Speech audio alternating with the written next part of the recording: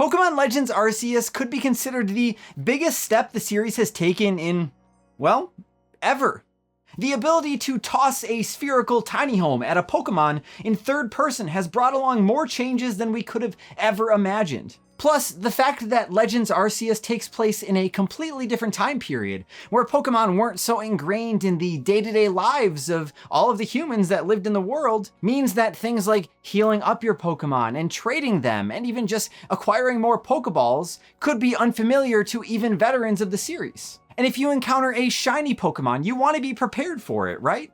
I'm Zion from Nintendo Life, and today we're here to share with you a handful of tips that we wish someone would have given us during the early hours of Pokemon Legends Arceus. Now, I'd like to give a big thank you to Jordan Midler, who actually reviewed the game for us. He also gave me a bit of advice with some of these tips since he has spent way more time in the Hisui region than I have. And we fully understand and appreciate that many of you are going to want to go into Legends Arceus spoiler free, so we won't be talking about how to catch any particular Pokemon or evolve them, or even covering the story either. So with all that housekeeping out of the way, let's get on to the tips. When you're roaming around Hisui, it can be easy to get caught in the excitement of discovering new Pokemon, but you won't be able to catch them if your satchel is out of Pokeballs. Obviously. Nothing is worse than encountering a rare Pokemon that you've been searching all day for to realize that you have nothing but spoiled apricorns left to throw at it. Now, it can feel a bit tedious, but it's worth putting in the extra effort to stop and toss a Pokemon at a tree when you find one that has rewards to reap. Most Pokeballs are made from resources that you'll find in trees and from rocks on the ground, and if you manage to farm enough of them, you may never have a need to buy a Pokeball in-game again. And while you can't farm those resources while riding around on a Pokemon, you can pick up items that you see laying around on the ground. So always keep an eye out and be ready to tap that A button whenever you see something. Occasionally, you'll come across a resource point in the game that is sparkling, and if you happen to farm this, you'll actually get Stardust from it, which is a very valuable resource that'll net you a lot of money, especially in the late game once you learn to do more stuff with it. So it's best to not overlook these and take advantage of them as often as you can. Yeah, but Zion, what if you don't have enough inventory space to carry all these items? Well, thankfully, there's a way to upgrade your satchel. At the start of the game, you'll be able to hold a maximum of 20 items, including Pokeballs, healing items, and resources. But if you start picking up everything you find on your journey, you'll quickly run out of room.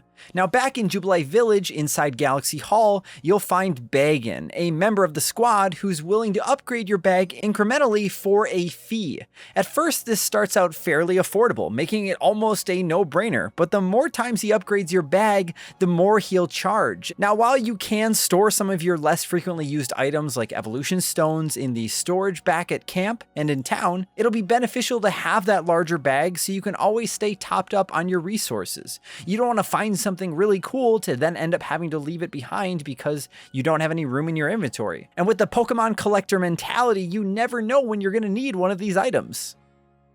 And speaking of Jubilee Village, there are a number of NPCs littered throughout the town that you can chat with. And while a number of them are merely just existing, some of them hold special side quests to keep you busy on your journey. Not every NPC will have an icon floating above their head to signify they have something important to tell you, so it pays every now and again to make a lap around the village and see if anyone needs any help from you. Plus, there's no max on how many side quests you can actually have open at one time, so go ahead, take on 20 jobs. It'll be fine, they said. Who needs time? Now, in comparison to the traditional original Pokemon games, catching a Pokemon in Legends Arceus can be an extremely invigorating time, but it can also be really stressful. In the past, sure, it could get stressful if you were trying to catch a Mewtwo without a Master Ball, or you discovered a shiny and you didn't have the means to actually catch it. But with the third-person gameplay of Legends Arceus, tension has been ratcheted up to the next level. If you toss a Pokeball and miss, depending on the Pokemon, there's a chance it could get scared and run away. But it will also throw up its guard if you throw a ball and it notices that you missed at attempting to seal it away in a spherical wooden cage. So it's good to take it in slow, hide in some grass, and create a plan. Take a breath and just relax. If the Pokemon notices you and gets angry, try taking a step back to give it some space, just like we do with friends. If you stay close by and come back a little bit later to check on it, maybe it'll give you another chance. But don't run too far away or they may despawn. Just like my hypothetical imaginary college friends. They're never coming back. Or you could turn off autosave and save right before you attempt to catch this Pokemon. And then if you fail, you can load back up your save because it's a video game and not real life. Just remember to turn autosave back on when you're done, just to be safe. It can be easy to overlook the importance of berries, as most will just heal or cure your Pokemon of status ailments, but they can also be great help with catching Pokemon in the wild. Whether you're trying to gain higher ground on a Pokemon or distance it from another, they're a great way to distract and get a Pokemon to turn its back towards you, so that way you can get a better chance at catching it. Most berries simply function as a distraction, but there are a few that can increase a Pokemon's catch rate if they eat them, and there are some that can calm a Pokemon down from a state of rage. So it's always worthwhile to pack a few extra berries with you on your next expedition. Even though the main attraction of Legends is the fact that you can now catch Pokemon in real time in the overworld, you can still do it the old-fashioned way by battling it out instead if you prefer. However, if your Pokemon has mastered any of their attacks, they'll have gained the ability to use Agile style and Strong style attacks. And Agile style attacks actually do less damage than normal, but they're faster, which may allow you to get in more turns before your opponent. You'll have to be careful though, as you can still hit for weaknesses and you could absolutely truck a wild, hopefully soon to be Pocket Monster and knock it out. But I've had success with using weaker attacks like Quick Attack in this Agile style, slowly whittling down my opponent's HP until I'm comfortable enough with throwing a Pokeball straight at their face. Give it a shot and let me know if it works for you. Now, some people dream of stumbling upon a shiny Pokemon. It'd be cool to find a shiny Shinx or a purple Wurmple. Seriously though, I would love to find one. And some people hunt them like they hold the answer to eternal life. But regardless, if you're playing Legends Arceus, it'll be a good idea to keep an eye out for them because they're pretty cool. When you see a shiny Pokemon in the overworld, you'll notice a sparkle animation surrounding them, and you'll also hear a special sound effect to signify that they've appeared. So make sure you keep your eyes peeled when you're roaming around. Now, the base odds of encountering one are 1 in every 4,096, just like in Sword and Shield. But if you raise a research level for a particular Pokemon to the maximum of 10, your odds will double. And if you complete every single research task for a Pokemon, it will raise your odds to 1 in every 1,024, which is still extremely rare, but if you're on a quest to build a shiny team, it helps tremendously. Now, there are some other methods that can help you catch shinies as well, but we'll leave those for you to discover on your own. Or if you can't wait, you can check our website because we have a shiny guide over there that explains it all. Now, if you've made it up to this point in the video, you may be wondering while watching the gameplay that we've been featuring, why some of it doesn't feature a HUD. And if you haven't taken a look into the settings, that would explain why, as there's actually a setting in there that you can turn on that allows you to disable the HUD freely wherever you are, out and about. Switching this on allows you to toggle on and off the HUD at any time with the simple press of the right stick. Now, it can't be turned off during battles, which is most unfortunate for capturing screenshots, but honestly, it'd be near impossible to navigate a battle without the menu. This can make catching Pokemon a little bit more difficult, as when you disable the HUD, the reticle in the middle of the screen also disappears. But while Legends does have its share of graphical hiccups, it really is a looker when you can catch the landscapes in the right light.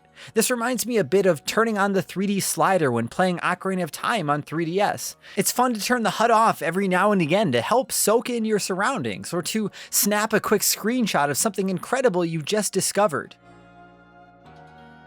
Now, in past Pokemon games, it didn't really make a whole lot of sense to catch every Pokemon you found on your adventure, even though your PC box storage space would have told you otherwise. Legends, however, incentivizes capturing multiples and battling with Pokemon you may normally have kept locked away in storage forever, with research tasks. As you raise individual Pokemon research tasks, your star rank will increase as well, allowing you to battle with higher level Pokemon, and also granting you the ability to craft better Pokeballs. So even if you're never planning to make Bidoof a part of your team, there is value in raising their level and pulling them out in battle every now and then. And getting a Bidoof to level 99 may not have a real reward tied to it either way, but it's definitely something you could show off to your friends. And I'm still gonna try it, and you should too.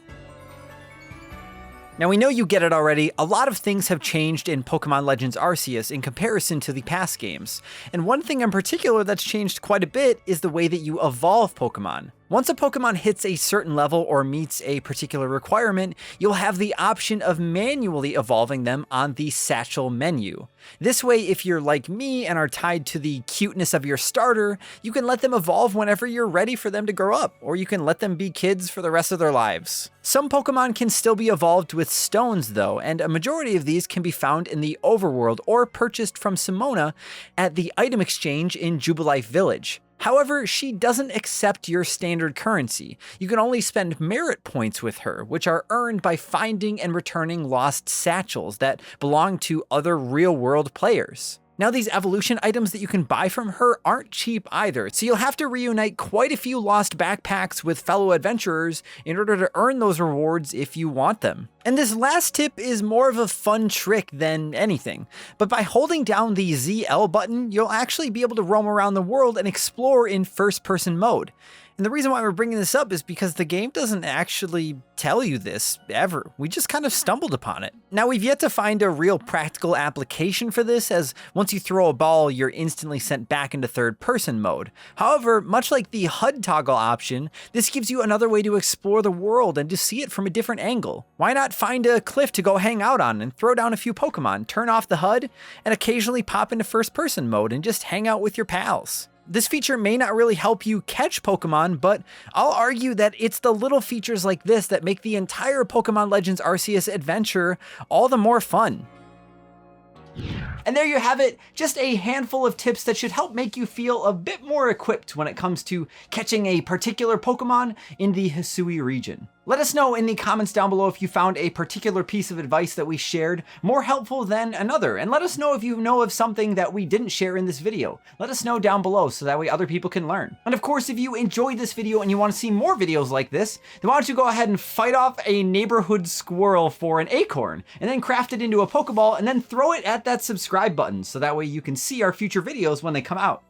Because you do want to see them, right? You want to watch those, don't you? Thank you all so much for watching. I'm Zion from Nintendo Life. Stay safe out there, and we will see you next time.